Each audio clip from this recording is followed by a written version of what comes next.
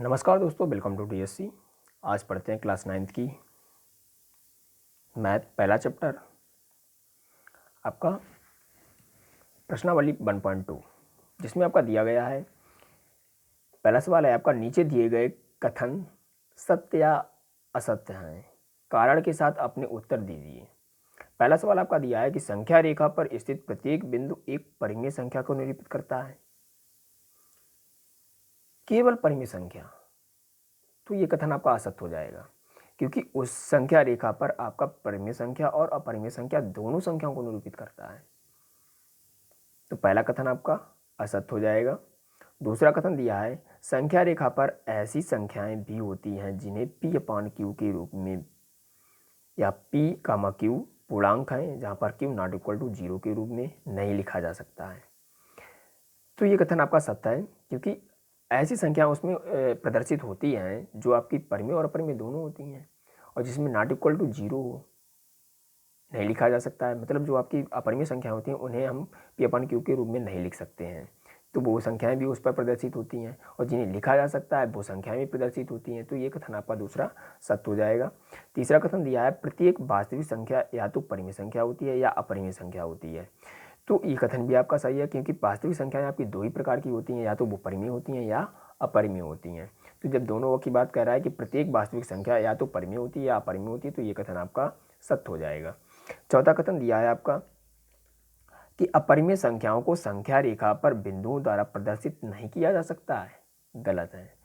हम कोई भी परिमेय या अपरिमेय संख्या को बिंदुओं द्वारा प्रदर्शित कर सकते हैं, चाहे वो परिमेय हो या अपरिमेय हो। तो ये कथन आपका असत्य हो जाएगा, आ जाएगा कि जो आपकी अपरिमेय संख्याएं होती हैं उन्हें बिंदु द्वारा प्रदर्शित कर सकते हैं, लेकिन जबकि इसमें दिया है नहीं किया जा सकता है। पांचवा सवाल दिया है आपका कि प्रत्येक अपरिमेय संख्या एक वास्तविक संख्या होती है। ये कथन आपका सत्य है, क्योंकि प्रत्येक जो आपकी अपरिमेय संख्या है वो वास्तविक संख्या होती है। जो आपकी अपरिमेय संख्या है वो वास्तविक संख्या का ही एक भाग होती है, क्योंकि जो आपकी वास्तविक संख्या होती है वो दो प्रकार की होती है, या एक तो परिमेय होती है और एक अपरिमेय होती है। तो ये कथन आपका सत्य हो जाएगा।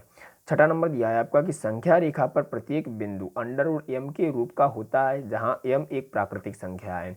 ये कथन आपका गलत हो जाएगा, क्योंकि प्रत्येक जो संख्या होती है वो √m के रूप में व्यक्त नहीं की जा सकती है। आपका अगला सवाल दिया हुआ है 7 नंबर कि प्रत्येक वास्तविक संख्या एक अपरिमेय संख्या होती है।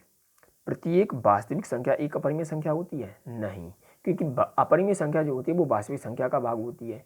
तो जब प्रत्येक वास्तविक संख्या अपरिमेय संख्या बन जाएगी तो फिर परिमेय संख्याएं कौन सी रहेंगी? तो वास्तविक संख्या दो प्रकार की होती है, एक परिमेय और एक अपरिमेय। प्रत्येक वास्तविक संख्या आपकी अपरिमेय संख्या नहीं होती है। तो ये कथन आपका गलत है। अगला सवाल आपका दिया हुआ है कि पाई एक अपरिमेय संख्या है। हाँ, ये कथन सत्य है कि पाई एक अपरिमेय संख्या है, क्योंकि उसका जो मान आपने निकाला होगा, देखा होगा कि 3.146 करके दिया होता है, उसका डेड करके छोड़ दिया जाता है, तो वो एक अपरिमेय संख्या होती है। अगला सवाल देखते हैं, दूसरा नंबर। दूसरा सवाल दिया हुआ है आपका कि क्या सभी धनात्मक पूर्णांकों के वर्गमूल अपरिमेय होते हैं? यदि नहीं तो ऐसी संख्या के वर्गमूल का उदाहरण दीजिए जो एक परिमेय संख्या होती है। तो जैसे आपकी कोई भी संख्या रेखा बनी हुई है, संख्या रेखा आपकी यहाँ से प्रदर्शित की जाती है, आपकी वास्तविक संख्याएं होती हैं, आपकी पीछे भी संख्या हो सकती है, और 0 से हम धनात्मक संख्याओं को लिखते हैं। 0, 1, 2, 3, 4, 5, 6, डेड डेज आपकी कितनी भी हो सकती हैं। तो इसमें जैसे आपसे पूछ रहा है कि सभी धनात्मक पूर्णांकों के वर्गमूल अपरिमेय होते हैं। यदि नहीं तो एक ऐसी संख्या के वर्गमूल का उदाहरण दीजिए जो एक परिमेय संख्या होती है। आप 2 का वर्गमूल निकालते हैं तो आपका अपरिमेय में जाता है, 3 का वर्गमूल निकालते हैं तो उसका अपरिमेय में जाता है, लेकिन जब आप 4 का वर्गमूल निकालते हैं तो उसका एक परिमेय संख्या आता है। जो 4 का वर्गमूल निकालने पर आपका 2 प्राप्त होता है। तो यही उसका उदाहरण हो जाएगा, और इसका आंसर हो जाएगा नहीं। क्या आप सभी धनात्मक पूर्णांकों के वर्गमूल अपरिमेय होते हैं? यदि नहीं, कैसा है? नहीं, तो एक ऐसी संख्या के वर्गमूल का उदाहरण दीजिए जो एक परिमेय संख्या है, वो आपकी है √4, √9। इस प्रकार से जो वर्गमूल में आती हैं संख्याएं, जिनके वर्गमूल आसानी से निकाले जा सकते हैं, तो वो संख्याएं आपकी संख्या रेखा में प्रदर्शित की जा सकती हैं, जैसे √16, √25, √36। तो इस प्रकार की संख्याएं आपकी परिमेय संख्याएं होती हैं। नेक्स्ट सवाल देखते हैं आपका तीसरा नंबर। तीसरा सवाल दिया हुआ है आपका कि दिखाइए कि संख्या रेखा पर √5 को किस प्रकार निरूपित किया जा सकता है। जब कोई संख्या इस प्रकार से दी जाती है उसे संख्या रेखा पर प्रदर्शित करना होता है तो हम क्या करते हैं कि जैसे आपकी एक संख्या रेखा दी हुई है 0 1 2 3 4 5 6 7 8 कुछ इस प्रकार से संख्याएं दी होती हैं आपकी। तो जो हम इनमें देखते हैं कि आपको √5 को संख्या रेखा पर प्रदर्शित करना है। तो जो आपकी 5 संख्या दी हुई है इसको हम क्या करते हैं कि दो ऐसी संख्याओं में तोड़ते हैं जिनमें से कम एक संख्या आपकी वर्ग में आती हो।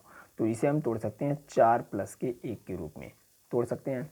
4 + के 1 के रूप में तोड़ेंगे तो ये आपका जो आएगा 4, ये 2 का वर्ग हो जाएगा प्लस ये 1 आपका बना रहेगा। तो 5 को हम क्या करेंगे कि इस प्रकार से लेंगे कि एक आधार हम ले लेते हैं वो आपका जाता है 4 तक। 4 तक क्या जाता है कि ये आपका 2 का वर्ग बन जाता है। तो इसे हम इस प्रकार से कराएंगे कि √5 पाइथागोरस प्रमेय के आधार पर हम इसे कर लेते हैं कि √5 इक्वल टू ये आपका बन जाएगा 2 का स्क्वायर प्लस 1 का स्क्वायर। पाइथागोरस प्रमेय के आधार पर बन जाएगा, आप यहाँ पर लिख भी सकते हैं पाइथागोरस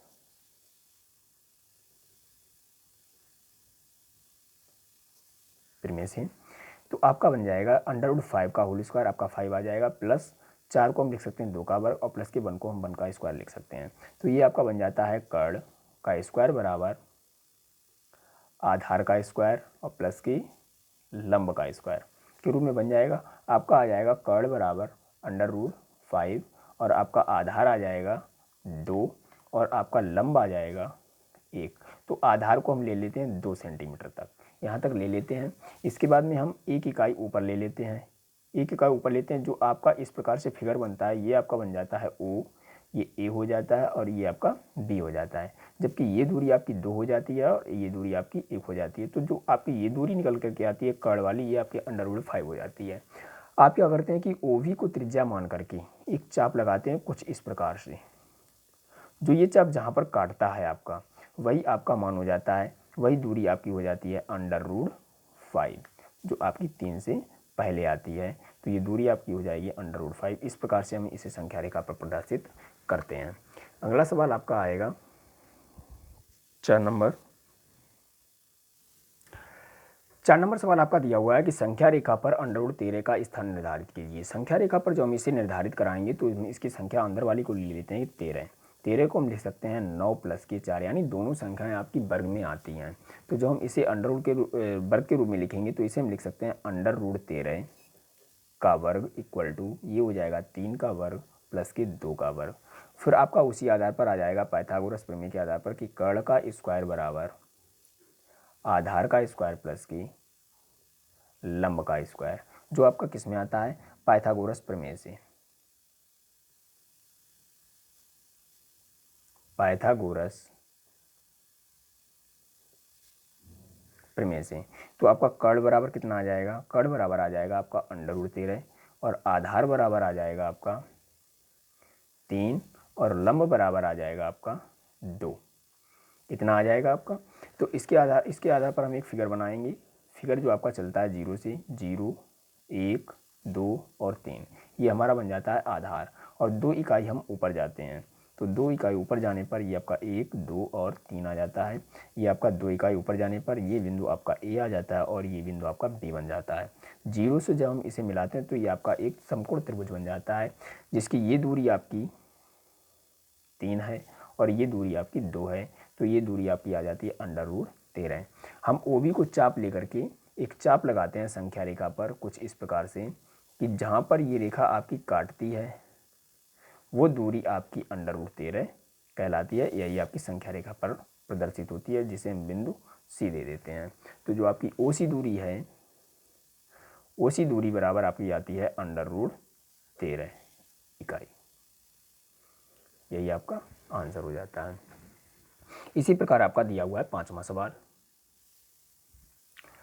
5वां सवाल आपका दिया है जिसमें आपसे कहा गया है कि संख्या रेखा पर √17 का स्थान निर्धारित कीजिए। √17 दिया हुआ है तो इसका हम अंदर वाली संख्या को ले लेते हैं, आपका 17 आ जाता है। 17 को हम जब तोड़ते हैं तो एक संख्या हमारी वर्ग के आधार पर आनी चाहिए। तो आपका 16 एक 17 हो जाएगा, तो आ जाएगा 16 प्लस के 1, जबकि 16 जो संख्या आपकी है वो 4 का वर्ग होती है। तो जब हम इसे पाइथागोरस प्रमेय के रूप में लिखेंगे तो हम 17 को लिख सकते हैं √17 का होल स्क्वायर इक्वल टू 4 का स्क्वायर प्लस के 1 का स्क्वायर, यानी 4 चक्कू 16 और 1 17 आ जाएगा आपका। ये आ जाएगा आपका कर्ण का स्क्वायर बराबर आधार का स्क्वायर प्लस लंब का स्क्वायर। ये किससे दिया गया है? पाइथागोरस प्रमेय से।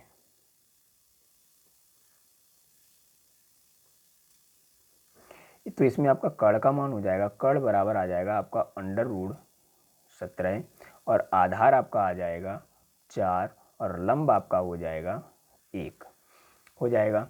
तो इसके बाद में आप देखते हैं कि इसका जब फिगर बनाएंगे तो फिगर आपका संख्या रेखा कुछ इस प्रकार से आएगा कि 0 1 2 3 और 4, ये बिंदु आपका एक ए हो जाएगा। यहाँ से हम एक इकाई ऊपर लेते हैं जो आपका बिंदु बी हो जाएगा। 0 से हम बिंदु बी को मिला देते हैं, तो जब हम बिंदु बी को मिलाएंगे तो ये दूरी आपकी है 4 इकाई और ये है 1 इकाई, तो ये आपकी आ जाती है √17 इकाई।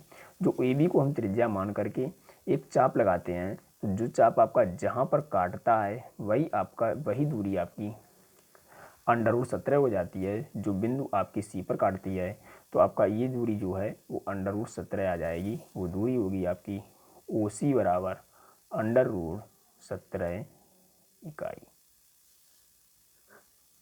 इस प्रकार से हम संख्याओं को संख्या रेखा पर प्रदर्शित करते हैं। तो दोस्तों, वीडियो आपको कैसा लगा है कमेंट करके ज़रूर बताएं।